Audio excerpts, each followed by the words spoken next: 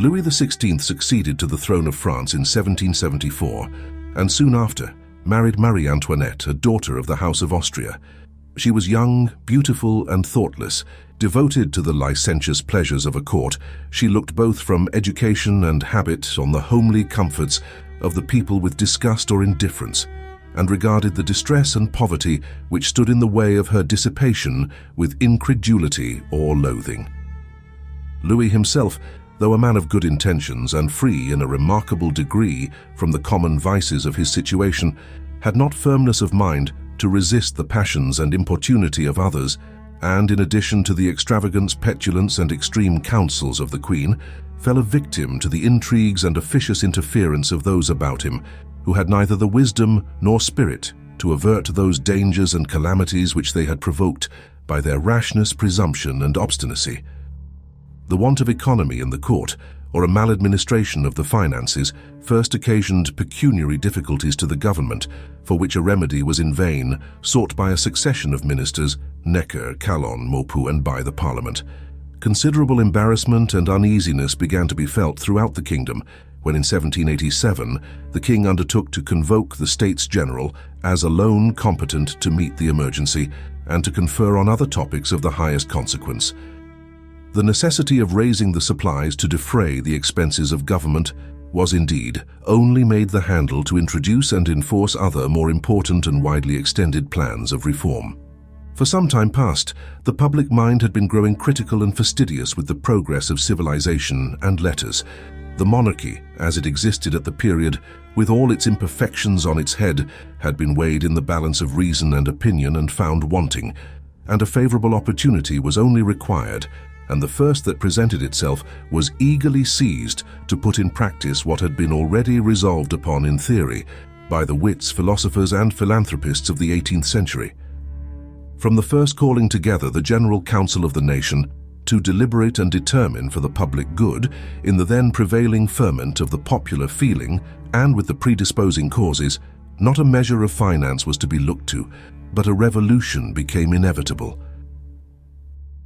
The States General met at Versailles on May 5, 1789.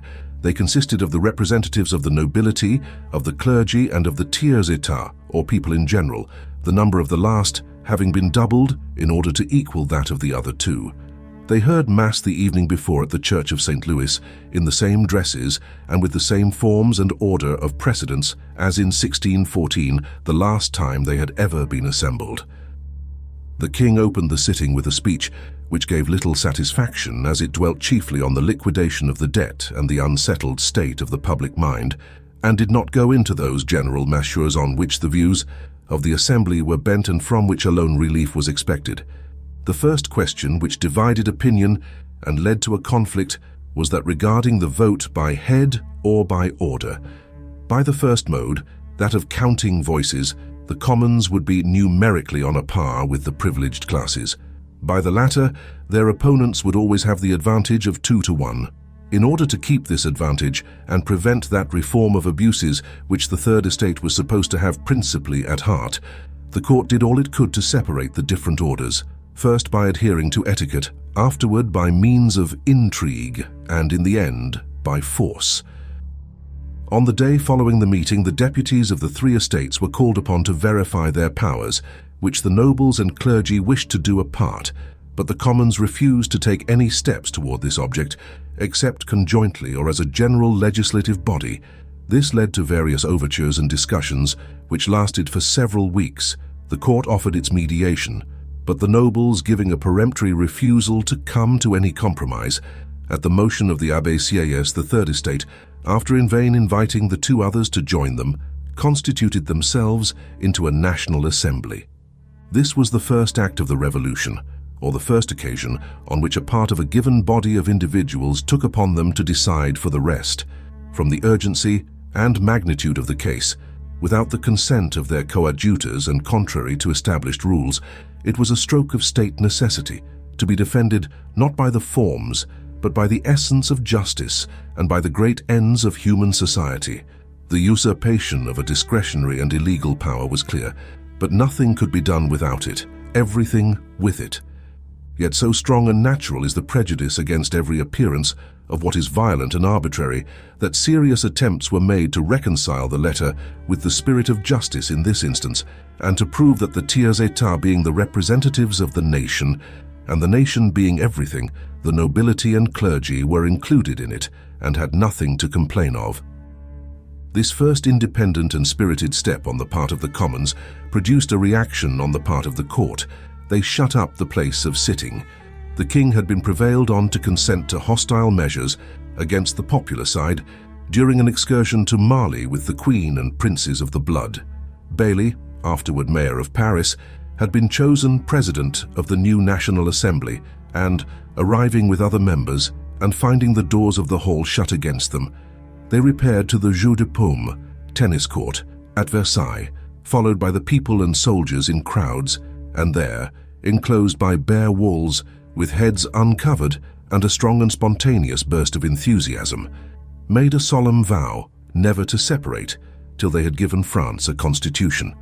This memorable and decisive event took place on June 20th.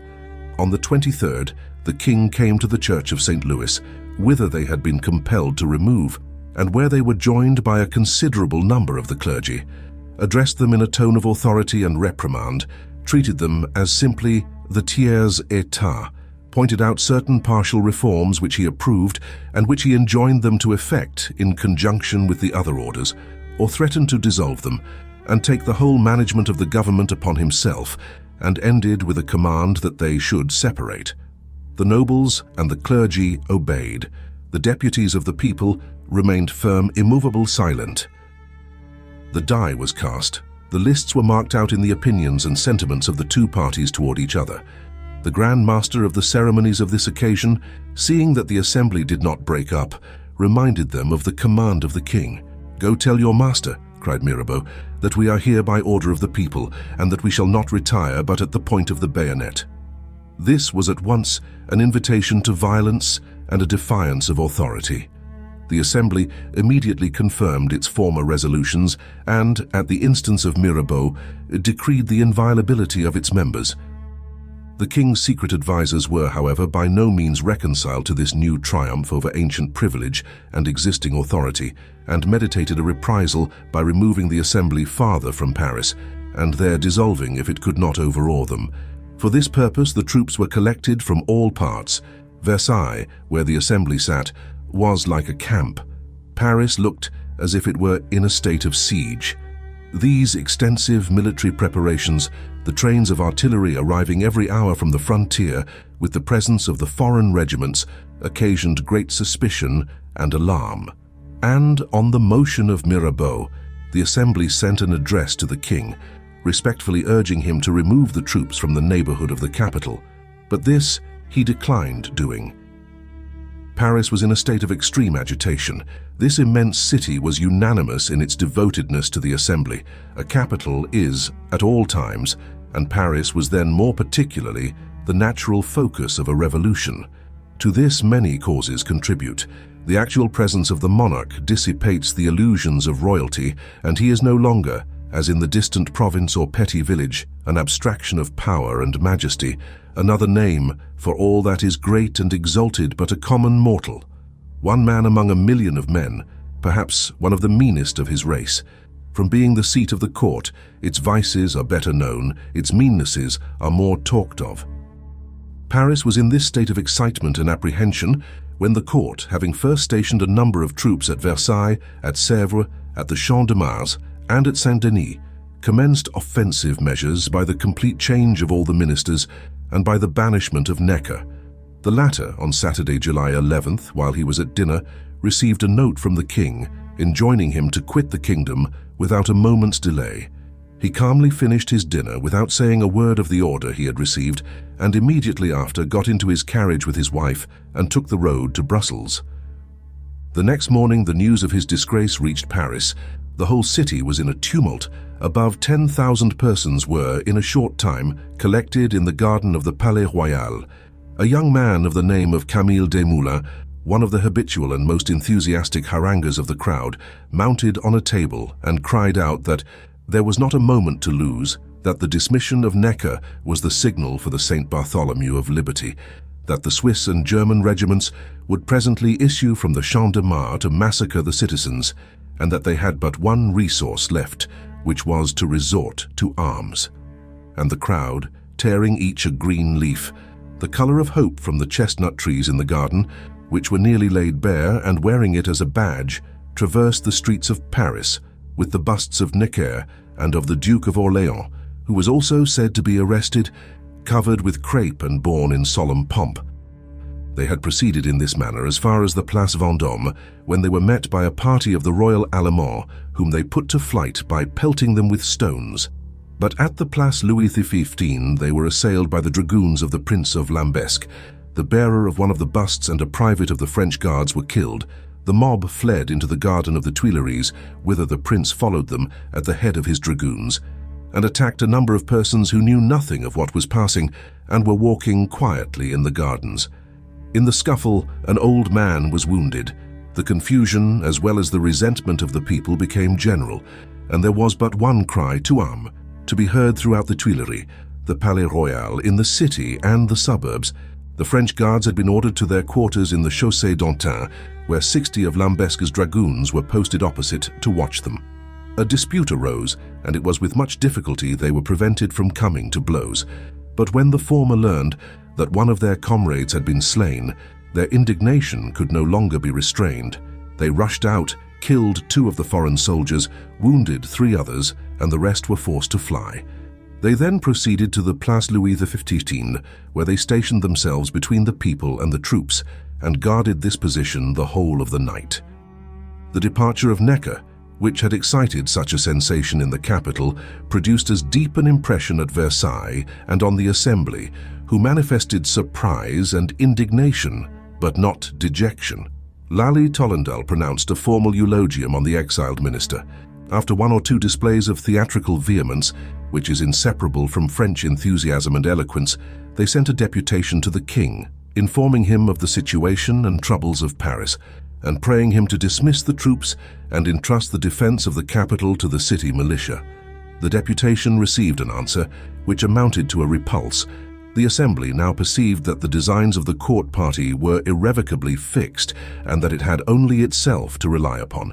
It instantly voted the responsibility of the ministers and of all the advisers of the crown of whatsoever rank or degree. This last clause was pointed at the Queen, whose influence was greatly dreaded. They then, from an apprehension that the doors might be closed during the night in order to dissolve the Assembly, declared their sittings permanent. A vice-president was chosen to lessen the fatigue of the Archbishop of Vienne. The choice fell upon Lafayette. In this manner, a part of the Assembly sat up all night. It passed without deliberation, the deputies remaining on their seats silent but calm and serene. At Paris, the insurrection had taken a more decided turn. Early in the morning, the people assembled in large bodies at the Hôtel de Ville. The tocsins sounded from all the churches. The drums beat to summon the citizens together, who formed themselves into different bands of volunteers. All that they wanted was arms. These, except a few at the gunsmiths' shops, were not to be had. A committee sat at the Hôtel de Ville to take measures for the public safety. Meanwhile, a granary had been broken open. The Garde Mobile had been ransacked for old arms. The armourers' shops were plundered. All was a scene of confusion, and the utmost dismay everywhere prevailed. But no private mischief was done. It was a moment of popular frenzy, but one in which the public danger and the public good overruled every other consideration. The grain, which had been seized, the carts loaded with provisions, with plate or furniture, and stopped at the barriers, were all taken to the grave as a public depot. The crowd incessantly repeated the cry for arms, and were pacified by an assurance that 30,000 muskets would speedily arrive from Charleville.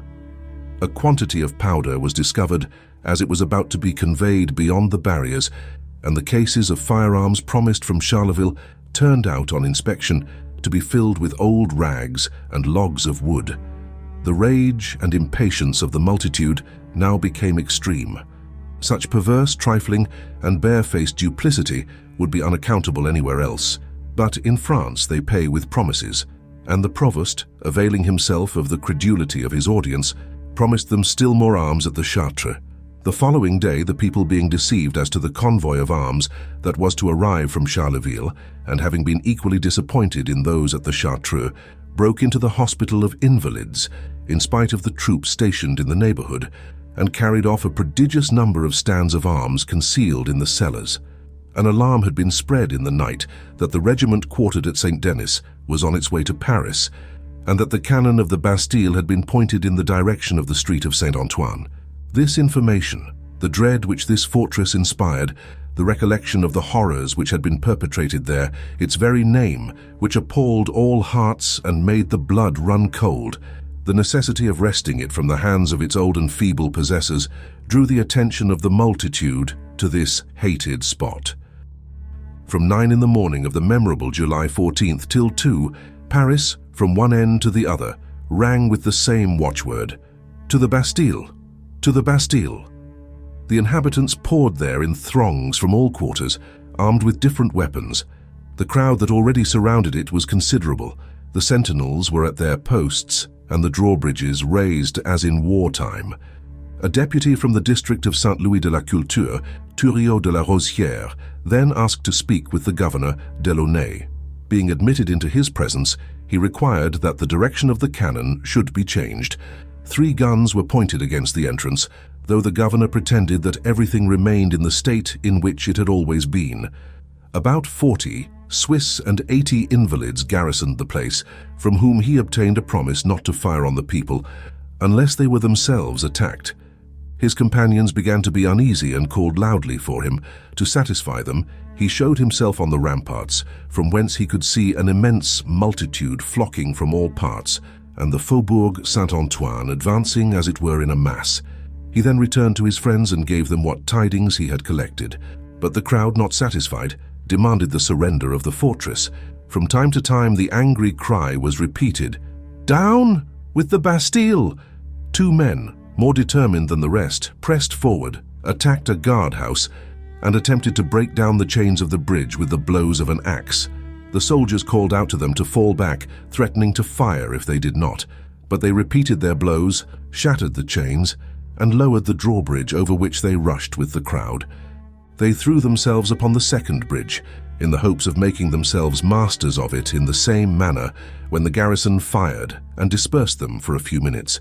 They soon, however, returned to the charge, and for several hours during a murderous discharge of musketry, and amid heaps of the wounded and dying, renewed the attack with unabated courage and obstinacy, led on by 2 brave men, Elie and Julia, their rage and desperation being inflamed to a pitch of madness by the scene of havoc around them. Several deputations arrived from the Hôtel de Ville to offer terms of accommodation, but in the noise and fury of the moment, they could not make themselves heard, and the storming continued as before. The assault had been carried on in this manner with inextinguishable rage and great loss of blood to the besiegers, though with little progress made, for above 4 hours, when the arrival of the French guards with cannon altered the face of things. The garrison urged the governor to surrender. The wretched Delaunay, dreading the fate which awaited him, wanted to blow up the place and bury himself under the ruins, and was advancing for this purpose with a lighted match in his hand toward the powder magazine, but was prevented by the soldiers, who planted the white flag on the platform and reversed their arms in token of submission. This was not enough for those without. They demanded with loud and reiterated cries to have the drawbridges let down, and on an assurance being given that no harm was intended, the bridges were lowered, and the assailants tumultuously rushed in.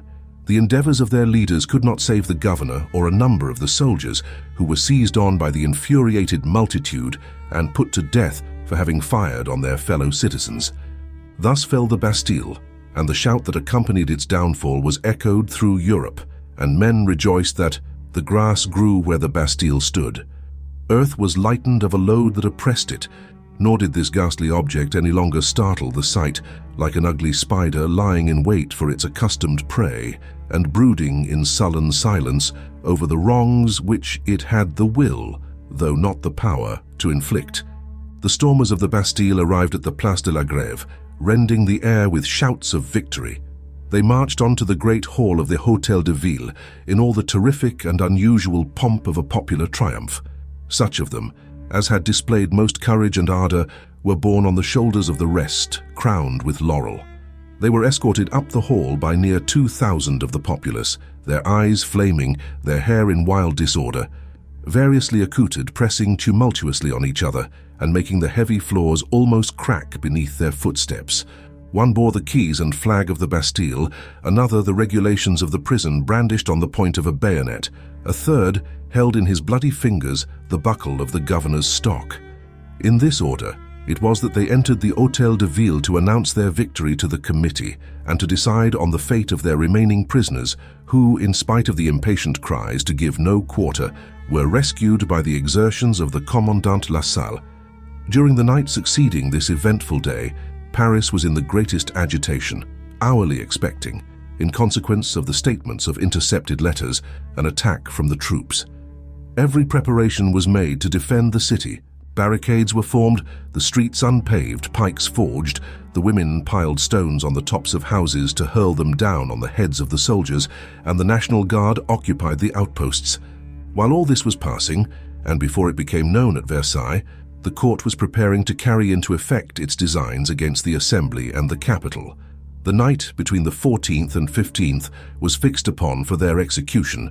The new minister Breteuil had promised to re-establish the royal authority within 3 days. Marshal Broglie, who commanded the army round Paris, was invested with unlimited powers. The assembly, it was agreed upon, were to be dissolved, and 40,000 copies of a proclamation to this effect were ready to be circulated throughout the kingdom. The rising of the populace was supposed to be a temporary evil, and it was thought to the last moment an impossibility that a mob of citizens should resist an army. The assembly was duly apprised of all these projects. It sat for 2 days, in a state of constant inquietude and alarm. The news from Paris was doubtful. A firing of cannon was supposed to be heard, and persons anxiously placed their ears to the ground to listen.